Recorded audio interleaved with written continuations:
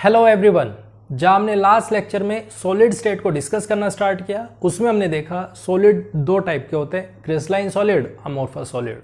आज हम उसी से आगे फर्दर डिस्कशन करना स्टार्ट करते हैं, जहां पे हम बात करेंगे क्लासिफिकेशन ऑफ क्रिस्टलाइन सॉलिड।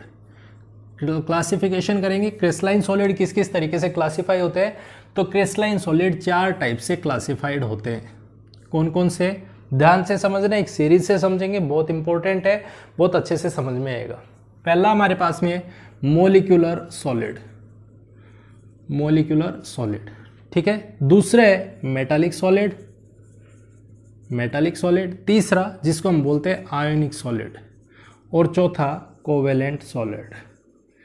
बहुत ध्यान से समझना, बहुत इंपॉर्टेंट टॉपिक है, तो आपको अच्छे से समझ में आना चाहिए, अच्छे से क्लियर होना चाहिए, ठीक है। देखो, सबसे पहले हम अगर यदि बात करें, हम चाहे किसी भी कंपाउंड की बात करें, चाहे मॉलिक्यूल की बात करें, जहां भी हम पढ़ेंगे तो हमें बार बार जो टर्मिनोलॉजीज जो बार बार यूज होंगी, हम उनको समझ लेते हैं पहले। अगर यदि हम इनकी बेसिक चीज़ों को समझते हैं तो हम एक बात करें, मॉलिक्यूल क्या होता है, कंपाउंड क्या होते हैं, मॉलिक्यूल और कंपाउंड, ठीक है। वो किससे मिलके बने होते हैं, कोई भी मॉलिक्यूल है, कंपाउंड है, वो मिलके बना होता है, वो एलिमेंट्स से मिलके बना होता है, ये हमें पता है, एलिमेंट से मिलके बना होगा। और एलिमेंट किस में होते हैं, तो वो हम कहेंगे पीरियोडिक टेबल में होते हैं, पीरियोडिक टेबल में। ध्यान से समझना है, बहुत इंपॉर्टेंट टॉपिक है। अगर आपको यहां से ये जो बेसिक बातें हैं वो समझ में आ गई तो आप बहुत अच्छे से कह सकते हो आपको पूरा टॉपिक क्लियर हो गया है, ठीक है। पीरियोडिक टेबल भी तीन तरीके से क्लासीफाई होते हैं। किस तरीके से, पहला आपका मेटल होता है उसमें, दूसरा जो आपका इंपॉर्टेंट होता है वो नॉन मेटल होता है, जो कि आपकी पूरी इनऑर्गेनिक केमिस्ट्री मोस्टली इसी पे टिक के चलती है, और तीसरा जिनको हम बोलते हैं मेटलॉइड्स, मेटलॉइड्स, ठीक है। इसके बारे में अभी हम डिस्कस नहीं करेंगे, हम डिस्कस करेंगे मेटल्स और नॉन मेटल्स के बारे में, ठीक है। अब एक चीज आपने सुनी होगी, मेटल्स होते हैं वो गुड कंडक्टर होते हैं, गुड कंडक्टर होते हैं, इलेक्ट्रिसिटी बहुत अच्छे से जनरेट करते हैं, बहुत अच्छे से उसमें से पासिंग होती है, उसके बारे में। नॉन मेटल्स होते हैं वो अच्छे कंडक्टर नहीं होते, मतलब वो बैड कंडक्टर इलेक्ट्रिसिटी के होते हैं, ठीक है। इन्हीं के बेसिस पे, इन दोनों के बेसिस पे हम इन चारों को क्लासिफाई करते हैं, सॉलिड के पार्ट्स को या क्रिस्टलाइन सॉलिड के टाइप्स को हम पूरी तरीके से क्लासिफाई करते हैं। वो इन दोनों टाइप्स के बेसिस पे ही हम इनको क्लासिफाई करते हैं, ठीक है। चलो, तो हम सबसे पहले हम पढ़ना स्टार्ट करेंगे, वो हम पढ़ेंगे मॉलिक्यूलर क्रिस्टलाइन सॉलिड्स। ध्यान से देखना है, ध्यान से समझना है, मॉलिक्यूलर सॉलिड्स क्या होते हैं। देखो, यहीं पे हम एक्सप्लेन करेंगे मॉलिक्यूलर और कंपाउंड क्या होते हैं उनको भी। देखिए, मॉलिक्यूलर सॉलिड्स, मॉलिक्यूलर सॉलिड्स क्या होते हैं। देखो, इसके नाम से हमें क्लियर हो रहा है, मॉलिक्यूल मतलब हम जो भी डिस्कस करेंगे वो इसमें मॉलिक्यूल के बारे में बात करेंगे। मॉलिक्यूल क्या होता है, कंपाउंड क्या होता है, हम इनको समझते हैं। देखो, मान लो सपोज करो मेरे पास कोई भी, मैं पीरियोडिक टेबल से एक एलिमेंट उठा के लाया ए और दूसरा एलिमेंट उठा के लाया मैं बी, ठीक है। उनको मैं लेके घूम रहा हूँ कि भाई मेरे को ये दो एलिमेंट्स मिले, मैं इनको लेके आया हूँ, चलो ठीक है ठीक है, कहाँ है, कहाँ है, तो मैं उन्हीं को देखने की कोशिश करता हूँ, ठीक है, उन्हीं को समझने की कोशिश करता हूँ। पहला एलिमेंट मेरे पास ए है, दूसरा एलिमेंट मेरा बी है, क्लियर। अगर यदि ये एलिमेंट ए के साथ में ही मिला, ये ए एलिमेंट अपने ही दूसरे एलिमेंट के साथ में मिला और ये बनाने लग रहा है A2 टाइप का मॉलिक्यूल, A2 टाइप बन रहा है, A2 टाइप। बी है, वो बी के साथ में मिला और वो बना रहा है B2, B2 बन गया, ठीक है। एक कंडीशन तो मेरे पास ये है, अगर सेम एलिमेंट्स आपस में अटैच हो जाएं तो ये अपने जैसा ही एक डाई एटॉमिक मॉलिक्यूल बनाते हैं। मॉलिक्यूल कह लो, अभी हमें नहीं पता है इसको क्या बोलते क्या नहीं बोलते। तो आप एक बात ध्यान देना, अगर मेरे पास में सेम एलिमेंट्स आपस में कंबाइन होते हैं तो उनको मॉलिक्यूल बोलते हैं, मॉलिक्यूल्स। सेम एलिमेंट्स अगर आपस में अटैच होते हैं तो उनको मॉलिक्यूल बोलते हैं। और अगर यदि डिफरेंट एलिमेंट ए और बी, ए बी आपस में मिले तो क्या बना है, ए बी बना दिया। तो ऐसे कंपोनेंट्स को भी हम मॉलिक्यूल्स बोलते हैं। ध्यान दीजिएगा, सेम एलिमेंट्स आपस में कंबाइन हुए तो मॉलिक्यूल बोल दिया, डिफरेंट एलिमेंट्स आपस में कंबाइन हुए तो भी मॉलिक्यूल्स बोल दिया। फिर अलग बात क्या है इनमें, अलग बात ये है कि ये कंपाउंड भी कहलाते हैं। मतलब मेरे को एक चीज समझ में आई, और वो ये सारे के सारे कंपाउंड्स, जितने भी कंपाउंड्स हैं वो मॉलिक्यूल्स कहला सकते हैं, उनको हम मॉलिक्यूल कह सकते हैं। लेकिन सारे मॉलिक्यूल्स को हम कंपाउंड नहीं कह सकते, क्योंकि ये कंपाउंड नहीं है, ये मॉलिक्यूल है। ये मॉलिक्यूल है, डिफरेंस करना समझना इस चीज को। ये मॉलिक्यूल है, अगर सेम एटम्स मिल रहे हैं तो वो मॉलिक्यूल्स ही हैं, कंपाउंड नहीं है वो, ये कंपाउंड है। बात क्लियर है? पहली चीज क्लियर हो गई। तो अब हम इन्हीं पे देखो, हमारे पास दो क्लासिफिकेशन यहीं से दिख रहे हैं, सेम एलिमेंट और दूसरा डिफरेंट एलिमेंट। ठीक है, तो इन्हीं के बेसिस पर हम इनको क्लासिफाई करते हैं। मॉलिक्यूलर सॉलिड्स, मेरे पास में दो टाइप तो मुझे यहां से दिख गई।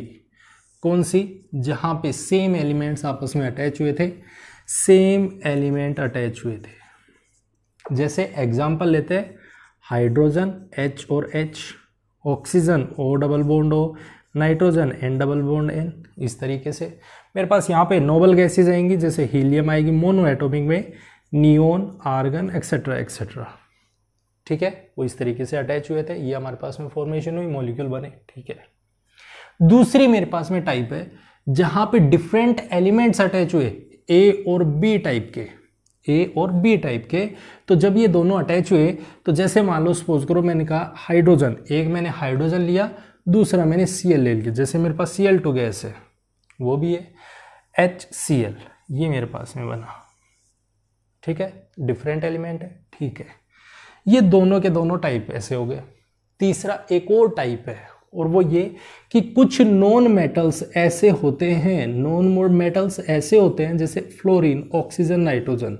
अगर इनके साथ में किसी के भी साथ हाइड्रोजन अटैच है, ध्यान से समझना, अगर इन तीनों में से किसी के भी पास हाइड्रोजन प्रेजेंट है तो वो हमेशा अपने साथ में हाइड्रोजन को जोड़ के एक बॉन्ड बना लेते हैं, और जिसको हम बोलते हैं हाइड्रोजन बॉन्डिंग। मतलब मेरे पास में मॉलिक्यूलर सॉलिड भी इंटरैक्शन के बेसिस पे तीन तरीके से फर्दर क्लासिफाई होता है। पहला क्लासिफिकेशन जब सेम एलिमेंट्स मिलेंगे। अब एक चीज आप यहां पे गौर से देखिए, आपने 11th में बहुत अच्छे से दो वर्ड पढ़े, polar and non polar, polar और नॉन पोलर पढ़े। पोलर ऐसे कंपोनेंट होते हैं,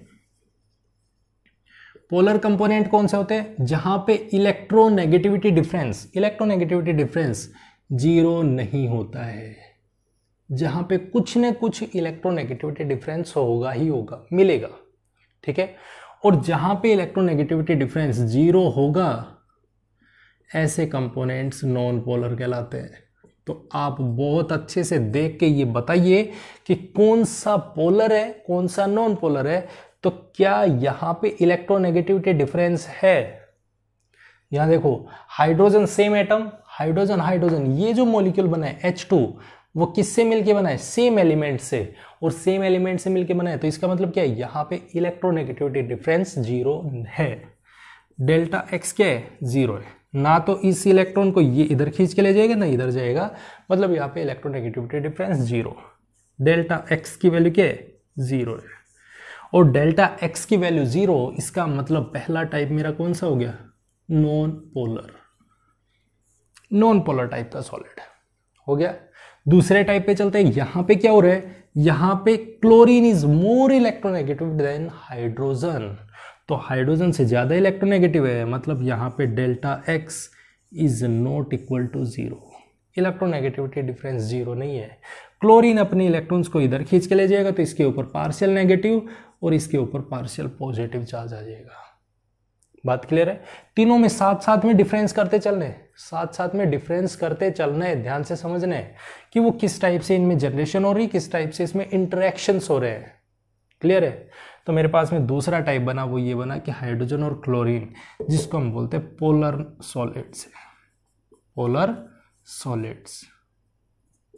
ठीक है, क्लियर है? चलो अब इनके मैकेनिज्म को समझने की कोशिश करते हैं, क्योंकि हम एक चीज़ पढ़ते आए हैं, एक ही चीज़ जानते हैं कि नाइट्रोजन है, हाइड्रोजन है, ऑक्सीजन है, ये तो गैसेज है। हम सॉलिड क्यों बोल रहे हैं इनको, हमने सॉलिड क्यों बोल रहे हैं भाई?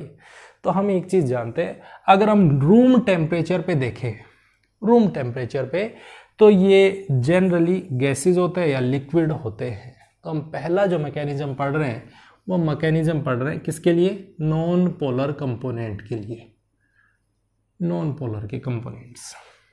ठीक है, उनमें होगा क्या, किस तरीके से इनमें बॉन्ड होता है, किस तरीके से इनमें जो इंटरेक्शन होता है, जो ये एक तरीके से कह सकते हैं सॉलिड बनने के लिए जो फोर्सेस है वो कौन से काम करते हैं, उनको समझते हैं।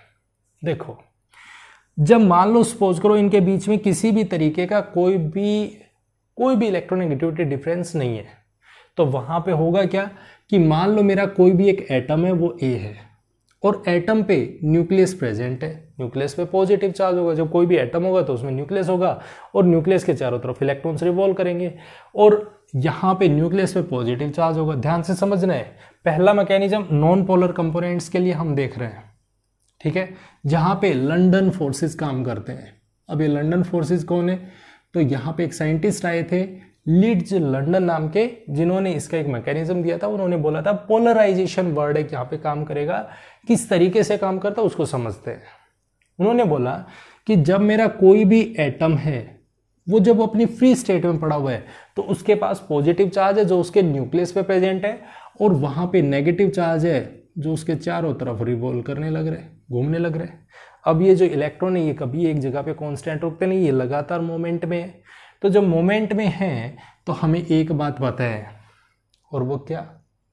वो ये कि जब इलेक्ट्रॉन, अगर मान लो सपोज करो किसी भी एक ऐसे इंस्टेंट पे, पर्टिकुलर इंस्टेंट पे, अगर यदि ये इलेक्ट्रॉन डेंसिटी इसकी एक तरफ आ जाए, मतलब जो इलेक्ट्रॉन्स हैं वो एक तरफ आ गए, रिवॉल्व करते करते इस तरीके से आ गए, तो इन्होंने अपनी शेप को डिस्टॉर्ट कर लिया। डिस्टॉर्ट किया, अगर दूसरा भी कोई ऐसा कंपोनेंट आ रहा है जिसके पास में एक ही साइड में नेगेटिव चार्ज आ गया, तो मतलब इनके पास में हल्का सा कुछ टाइम के लिए, मतलब इंस्टेंटेनियसली डायपोल इंड्यूस हुआ है, इंस्टेंटेनियसली, तो यहाँ पे एक इंटरेक्शन होगा इनके बीच में।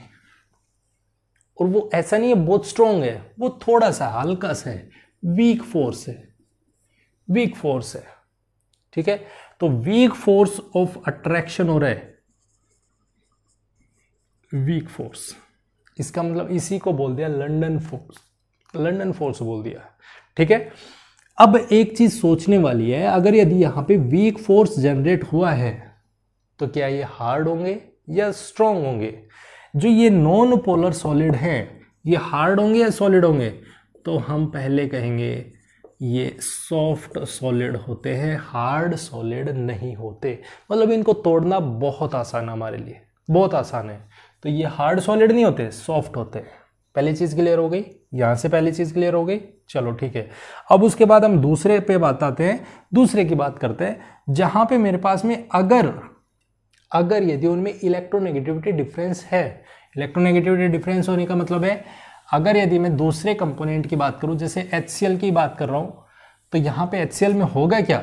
HCl में होगा कुछ ऐसा कि यहाँ पे देखो दोनों के बीच में, हाइड्रोजन में और क्लोरीन में, दोनों में इलेक्ट्रोनेगेटिव एटम कौन सा है?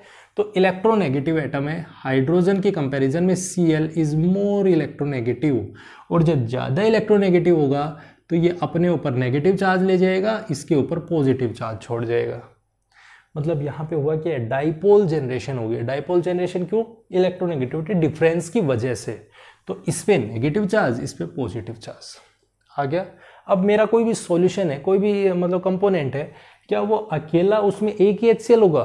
उसमें और भी HCl हो सकते हैं। तो मान लो दूसरा कोई भी कंपोनेंट है, वहाँ पे HCl प्रेजेंट है, बॉन्ड है डेल्टा पॉजिटिव डेल्टा नेगेटिव, वही सेम प्रोसेस हो रही है। अब देखो नेगेटिव चार्ज के पास में जैसे पॉजिटिव चार्ज आएगा इसमें अट्रैक्शन होगा, डाइपोल इंटरेक्शन हो रहा है, डाइपोल बने डाइपोल बने, डाइपोल डाइपोल इंटरेक्शन हो रहा है। तो मतलब दूसरा मेरा कंपोनेंट है जो पोलर सॉलिड्स है, इनमें डाइपोलर फोर्सेस काम कर रहे हैं, डाइपोलर फोर्सेस। डायपोलर फोर्सेस काम कर रहे हैं।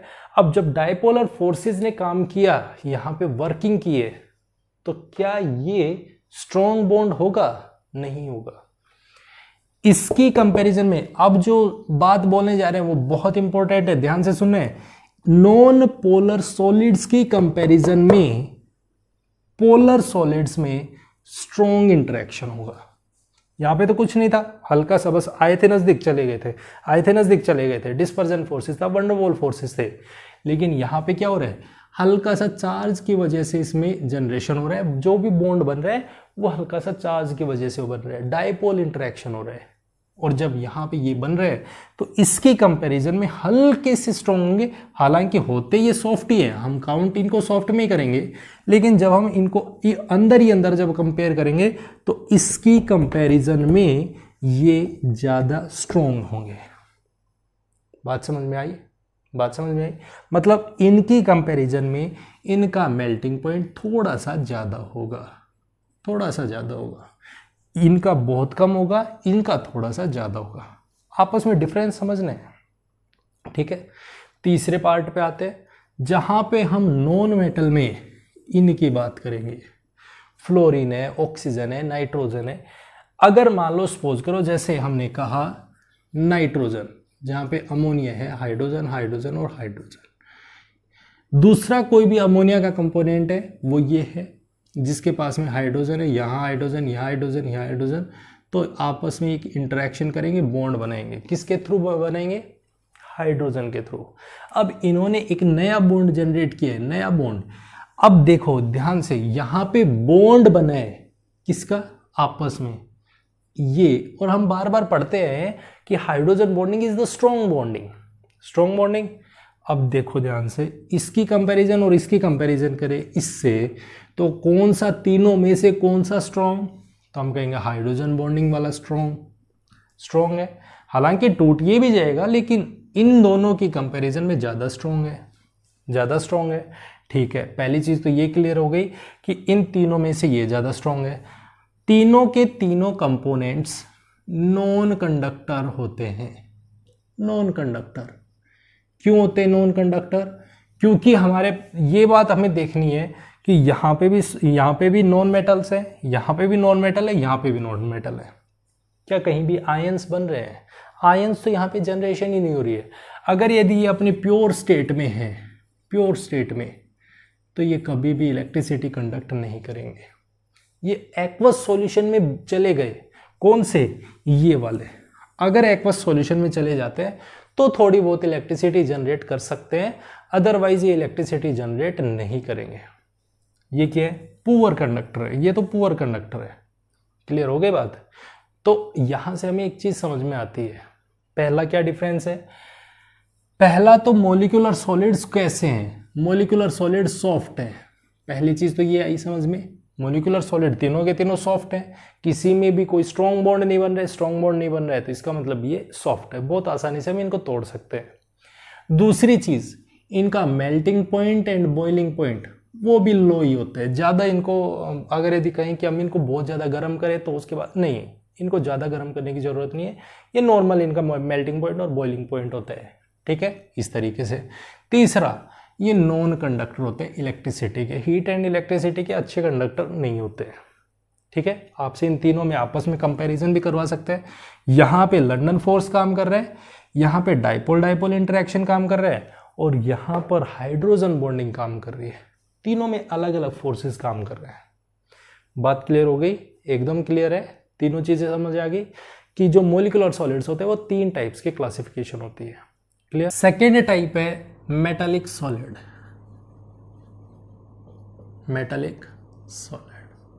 ठीक है, ध्यान से समझना है। नाम से ही हमें क्लियर हो रहा है मेटल मतलब ये जो भी फिनोमिना होगा वो मेटल्स से जनरेशन होगी। मेटल से जनरेशन मतलब हमारी पूरी पीरियोडिक टेबल में नॉन मेटल से तो हमने क्या बनाया? मॉलिक्यूलर बनाए हैं। मेटल्स यहाँ पे सारे के सारे जितने भी एलिमेंट्स हैं मेटल्स बहुत ज़्यादा, मोस्टली एलिमेंट्स मेटल्स है, ठीक है, जिनमें से सारे के सारे सॉलिड स्टेट में ही एग्जिस्ट करते हैं, सॉलिड में पाए जाते हैं। किसको छोड़ के? मरकरी को और गैलियम को छोड़ के, ठीक है। अब देखो यहाँ पे बात क्या है, समझने वाली बात क्या है, समझने वाली बात ये है कि अगर मेरे पास में ये जो सॉलिड प्रेजेंट है, जो सॉलिड में कौन है, ये मेटल्स, इन मेटल्स में दो कंपोनेंट्स काम करते हैं। कौन कौन से?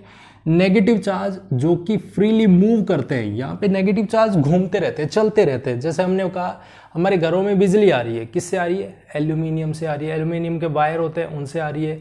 अगर यदि हम किसी भी आयरन रोड को हाथ लगाएंगे, अगर यदि उसको बिजली से कनेक्ट कर देंगे और हमने हाथ लगाया तो हमें पता चलेगा हमें इलेक्ट्रिसिटी का जर्क लगेगा।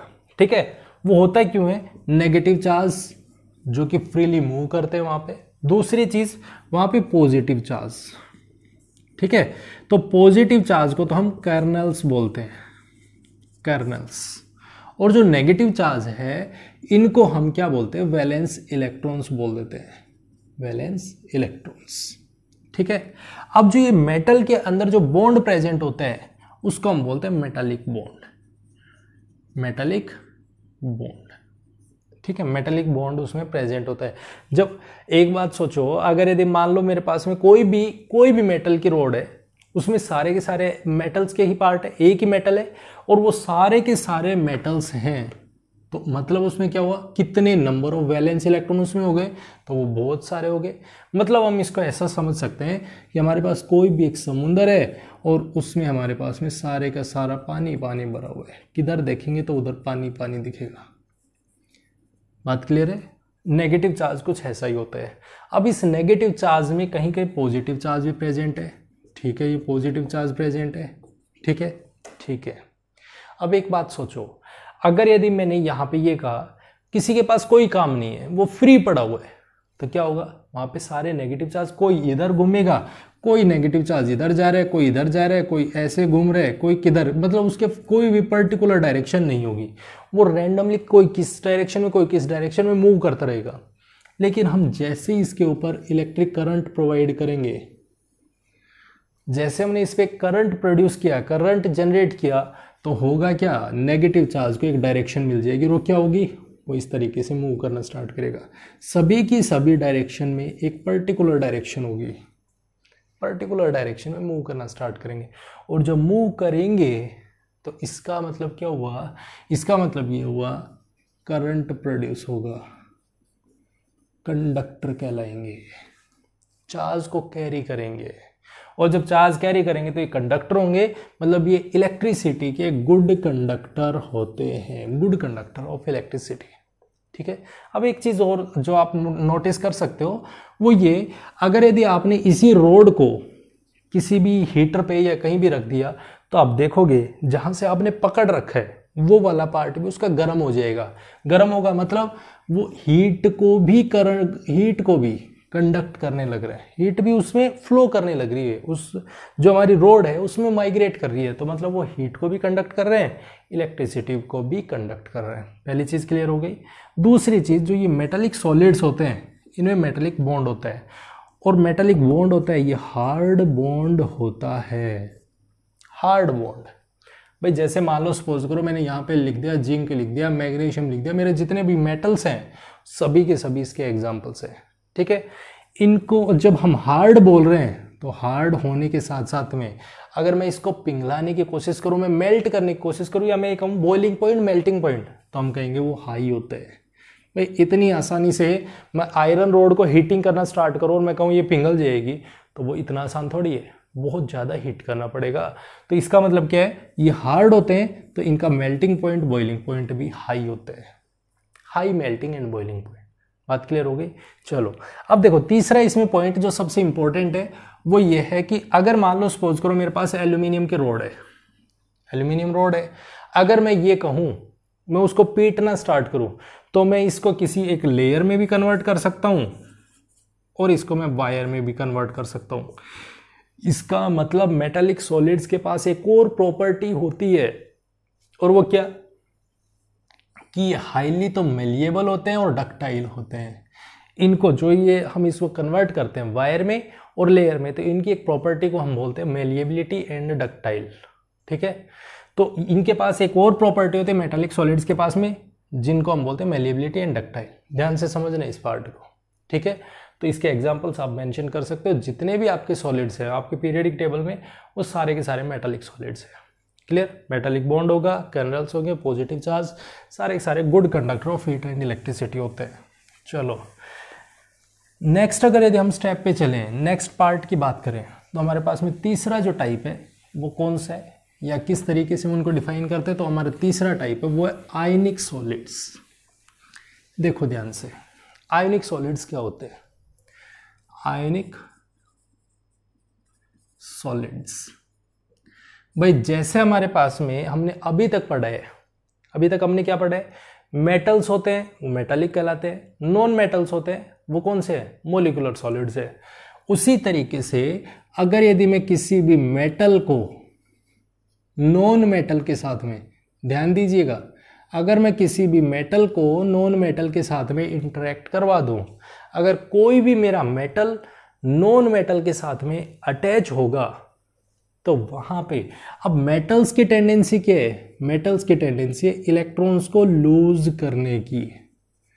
मेटल्स के पास में इलेक्ट्रॉन्स को लूज करने की टेंडेंसी है, ठीक है। नॉन मेटल्स के पास में टेंडेंसी होती है इलेक्ट्रॉन्स को एक्सेप्ट करने की, इलेक्ट्रॉन्स को एक्सेप्ट करने की टेंडेंसी रखते हैं। ये इलेक्ट्रॉन लूज कर सकते हैं, ये इलेक्ट्रॉन एक्सेप्ट कर सकते हैं, क्योंकि हमने पीछे देखा है, अभी हम देख के आए मेटालिक सॉलिड्स में इलेक्ट्रॉन्स उसमें फ्री पड़े रहते हैं, फ्री रहते हैं, तो वो इलेक्ट्रॉन लूज कर सकते हैं बहुत आसानी से, और ये इलेक्ट्रॉन को एक्सेप्ट कर सकते हैं। तो मतलब ये है, एक इलेक्ट्रॉन लूज करेगा, एक इलेक्ट्रॉन एक्सेप्ट करेगा, तो ये बहुत अच्छे से आयोनिक टाइप के सॉलिड्स बनाएंगे। आयोनिक टाइप के मतलब मेटल हो गया वो कोई भी, एक्स हो गया मेरा नॉन मेटल, जैसे हम कह दें NaCl, KCl, calcium sulphate, zinc sulphate and so on. बहुत सारे एग्जांपल्स इसमें दे सकते हैं आयनिक सॉलिड्स में, ठीक है। यहाँ पे होगा क्या? यहाँ पे मेरे आयंस में डिसोसिएशन होना स्टार्ट होता है। अगर यदि मैं इनको सॉलिड की फॉर्म में देखूं, सॉलिड स्टेट में अगर यदि आयनिक सॉलिड्स है, तो यहाँ पे एक पॉजिटिव चार्ज करेगा और दूसरा नेगेटिव चार्ज। अगर मेरे पास आयंस बन गए, किसी तरीके से आयंस बन गए भाई, अगर यदि सॉलिड स्टेट में है तो मेरे पास में न्यूट्रल स्टेट में होंगे, और न्यूट्रल स्टेट में कभी भी चार्ज कैरी नहीं करेंगे, मतलब इनके पास में कोई भी इलेक्ट्रिसिटी कंडक्ट नहीं होगी, ठीक है। सॉलिड में इलेक्ट्रिसिटी कंडक्ट नहीं करते हैं। अगर यदि हम इनको एक्वस कंडीशन में ले जाए, एक्वस में, जैसे हमने इसमें पानी डाल दिया, पानी डालते होगा क्या? सोडियम पॉजिटिव चार्ज में चला जाएगा, क्लोरीन नेगेटिव में चला जाएगा, और जैसे इनके पास में आयंस बनेंगे, आयंस आए, जनरेट होके आए, तो मैंने कह दिया आयंस बनते ही ये इलेक्ट्रिसिटी को कंडक्ट करने लग गए, इलेक्ट्रिसिटी जनरेट होगी, ठीक है। तो आयनिक सॉलिड अच्छे गुड कंडक्टर ऑफ इलेक्ट्रिसिटी होते हैं। दूसरी चीज, ये हार्ड सॉलिड होते हैं, इनका मेल्टिंग पॉइंट और बॉइलिंग पॉइंट बहुत हाई होते हैं, high melting and boiling point. दूसरी चीज ये हो गई, ठीक है। मेल्टिंग पॉइंट बॉइलिंग पॉइंट होता है इनका हाई होता है, ये आयंस देते हैं, तो उस वजह से इनमें इलेक्ट्रिसिटी जनरेट होती है, ठीक है। चलो तीसरी चीज, अगर आप इसमें एक सबसे कॉमन एग्जांपल देखो, NaCl को देखो, तो आप क्या देखोगे? अगर यदि आपने इसके क्रिस्टल को उठाया, किसी भी एक क्रिस्टल को उठाया, तो आप देखोगे वो बहुत ही चमकदार होगा, ब्राइट होगा। तो इसका मतलब इनमें एक और कंडीशन होती है, ब्राइट कंडीशन, चमकने की, मतलब ब्रिटल, जिसको हम बोलते हैं ब्रिटल, लस्चरियस नेचर होता है इनका, चमकने वाली चीजें होती हैं, ठीक है। तो आयनिक सॉलिड्स होते हैं वो कुछ इस टाइप के होते हैं, जिनमें आयंस जनरेट होते हैं, और वो बनते किससे? मेटल को नॉन मेटल के साथ में कंबाइन करेंगे, तो हमारे पास में जो जनरेशन होके आएगी वो आयनिक सॉलिड्स की होके आएगी। बात क्लियर हो गई? ठीक है। तो ये हमारे पास में कुछ आयंस जनरेशन होने की वजह से ये इलेक्ट्रिसिटी को कंडक्ट करते हैं। तो इसके बारे में तो हल्का सा कुछ पॉइंट है जो इसको नोट करने हैं। क्लियर है? चलो, अब उसके बाद हमारा एक और टॉपिक बचा है, जो इसमें लास्ट पार्ट है, फोर्थ पार्ट, जिसको हम बोलते हैं कोवेलेंट सॉलिड्स। कोवेलेंट सॉलिड्स क्या होते हैं, किस तरीके से हम इनको डिफाइन करते हैं? देखो, कोवेलेंट सॉलिड्स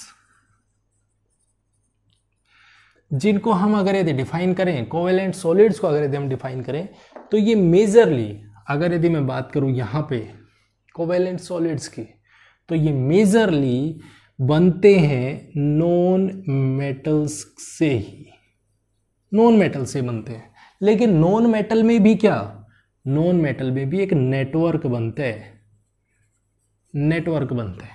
किसका नेटवर्क बनता है कि जहां पे हमारे पास में ये अटैच होते हैं कोवेलेंट बॉन्ड्स से, कोवेलेंट्स बॉन्ड होते हैं इसमें, कोवेलेंट बॉन्ड अटैच होते हैं और वहां से जनरेशन होती है। अब कहोगे इसका कोई एग्जाम्पल, तो इसका बहुत अच्छा एग्जाम्पल है कार्बन, जहां पे आप दो वर्ड पढ़ते हो, क्या क्या, एक डायमंड और दूसरा ग्रेफाइट, जो इसका बिल्कुल अपोजिट नेचर रखते हैं, बिल्कुल अपोजिट नेचर। यहाँ पे भी हार्डनेस आती है। हार्डनेस कैसे, डायमंड बहुत हार्ड नेचर का होता है, बहुत हार्ड होता है, ठीक है। डायमंड इलेक्ट्रिसिटी को भी जनरेट नहीं करता है, इलेक्ट्रिसिटी को कंडक्ट नहीं करता है, बिल्कुल नहीं करता है, बैड कंडक्टर होता है इलेक्ट्रिसिटी का, बहुत हार्ड होता है, इसको हम आसानी से नहीं तोड़ते, बल्कि काटने वाली चीज़ें इससे बनाते हैं, ठीक है। लेकिन अगर मैं दूसरी तरफ देखूं, जहां पे हम एक पेंसिल देखते हैं, पेंसिल आप जिसे लिखते हो, पेंसिल होती है वो ग्रेफाइट की बनी होती है, होता वो भी कार्बन का ही है, ये भी डायमंड कार्बन का ही होता है, लेकिन ग्रेफाइट कार्बन की ही होती है, लेकिन फिर भी ये सॉफ्ट होती है, ये सॉफ्ट होती है, ये गुड कंडक्टर ऑफ इलेक्ट्रिसिटी होती है, गुड कंडक्टर। भाई बात तो दोनों की दोनों सेम है, लेकिन फिर भी ये गुड कंडक्टर है, ये बैड कंडक्टर है। इसका रीजन क्या है, तो हम अगर यदि हम कोवेलेंट की बात करें, कोवेलेंट का मतलब क्या है कि जहां पे शेयरिंग ऑफ इलेक्ट्रॉन होगी इक्वली, और इक्वल करने का मतलब क्या है, जब मैं डायमंड की बात करता हूं तो कार्बन एक टेंडेंसी रखता है 4 बॉन्ड बनाने की, कार्बन 4 बॉन्ड बना सकता है। 3D में अगर यदि मैं बात करूं तो कार्बन की टेंडेंसी है कुछ इस तरीके की, कार्बन कार्बन कार्बन, वो यहां जुड़ गया, यहां जुड़ गया, यहां जुड़ गया, ठीक है। अब मेरा दूसरा कार्बन आया नीचे, वो इससे अटैच हो गया, इसका एक बॉन्ड यहां आ गया, इसका एक बॉन्ड यहां आ गया, इसने यहां जोड़ लिया। इस तरीके से वो बॉन्ड बनाते हैं, सभी के सभी चारों के चारों बॉन्ड बना के रखते हैं, कुछ इस तरीके के, ये बॉन्ड बना रहा है, ये बॉन्ड बना रहा है, इसने बॉन्ड बनाया, इसने बॉन्ड बनाया, ये आ गया, ये आ गया, तो इस तरीके से ये बॉन्ड बनाते हैं। मतलब जो कार्बन है जहां पे डायमंड की फॉर्मेशन होती है, ध्यान से सुनना, डायमंड वो अपने चारों के चारों बॉन्ड का यूज करता है, जितने भी इसके 4 बॉन्ड हैं वो चारों के चारों बॉन्ड का यूज करते हैं। डायमंड में कोई भी इलेक्ट्रॉन इसका फ्री नहीं होता है, नो फ्री इलेक्ट्रॉन। बहुत इंपॉर्टेंट यहां से क्वेश्चन पूछा जाता है कि कार्बन डायमंड और कार्बन ग्रेफाइट दोनों के दोनों एक दूसरे अलोट्रॉप्स है कार्बन के ही, लेकिन फिर भी ये गुड कंडक्टर, ये बैड कंडक्टर होता है, और जो ग्रेफाइट होता है वो गुड कंडक्टर होता है। क्यों होता है, क्योंकि कार्बन डायमंड के पास में कोई भी फ्री इलेक्ट्रॉन पड़ा नहीं रहता है। क्यों नहीं होता है, क्योंकि इसके चारों के चारों जो इलेक्ट्रॉन्स है वो कोवेलेंट बॉन्ड बनाने में बिजी है, ये चारों के चारों बॉन्ड बनाने में बिजी है, और बिजी है तो इसको क्लोज पैक दे देते हैं, 3D में स्ट्रक्चर देते हैं, 3D में क्लोज पैकिंग होती है इसकी, और क्लोज पैकिंग होती है तो इसमें हार्डनेस आ जाती है, ठीक है। इसमें फ्री इलेक्ट्रॉन नहीं है तो ये बैड कंडक्टर हो जाता है। लेकिन मैं दूसरी तरफ जाता हूँ तो दूसरी तरफ ग्रेफाइट की जो रिंग बनती है वो कुछ यूँ 6 मेंबर्ड रिंग आपस में अटैच होती हैं, और उनमें एक लिंकेज आती है, जो इसके नीचे भी एक बॉन्ड बनता है, नीचे भी रिंग बनती है, वो उसकी स्ट्रक्चर आपकी बुक में दे रखा है, उसको ध्यान से देख लेना, उसको समझ लेना। तो ग्रेफाइट में होता कुछ ऐसा है कि यहाँ पे sp2 हाइब्रिडाइजेशन होती है, यहाँ पे 3 बॉन्ड बनते हैं और एक इलेक्ट्रॉन फ्री पड़ा रहता है, एक इलेक्ट्रॉन फ्री होता है, 3 बॉन्ड बनते हैं, ठीक है। तो 3 बॉन्ड बनते हैं, एक इलेक्ट्रॉन फ्री है, तो ये एक इलेक्ट्रॉन लगातार घूमता रहता है, और घूमता रहता है तो इसका मतलब क्या है, यहाँ पे इलेक्ट्रिसिटी कंडक्ट करने की पोजीशन है, लेकिन यहाँ पे कोई इलेक्ट्रॉन फ्री नहीं होता है, तो यहाँ पे हम कह सकते हैं ये bad conductor of heat and electricity होता है। क्लियर है, हार्डनेस बहुत हार्ड होता है एज कंपेयर टू दिस। ये एक्सेप्शन भी बोल सकते हो या आप इसको इसकी प्रॉपर्टी बोल सकते हो, दोनों चीजें सेम है। क्लियर है, तो ये हमारे जितने भी क्लासिफिकेशन है, क्लासिफिकेशन ऑफ क्रिस्टलाइन सॉलिड्स, वो मैंने यहाँ पे डिस्कस कर दिए है, ठीक है। नेक्स्ट वीडियो में हम सॉलिड स्टेट के अंदर घुसेंगे, सॉलिड स्टेट को डिस्कस करना स्टार्ट करेंगे, जहां से मोस्ट इंपॉर्टेंट टॉपिक स्टार्ट होने वाले हैं। ठीक है, तो आई होप आप लोगों के लेक्चर पसंद आया होगा। अगर पसंद आए तो इसे लाइक, कमेंट और शेयर जरूर करें, और चैनल को अभी तक सब्सक्राइब नहीं किया है तो प्लीज़ चैनल को सब्सक्राइब जरूर करें। Thank you very much and have a nice day.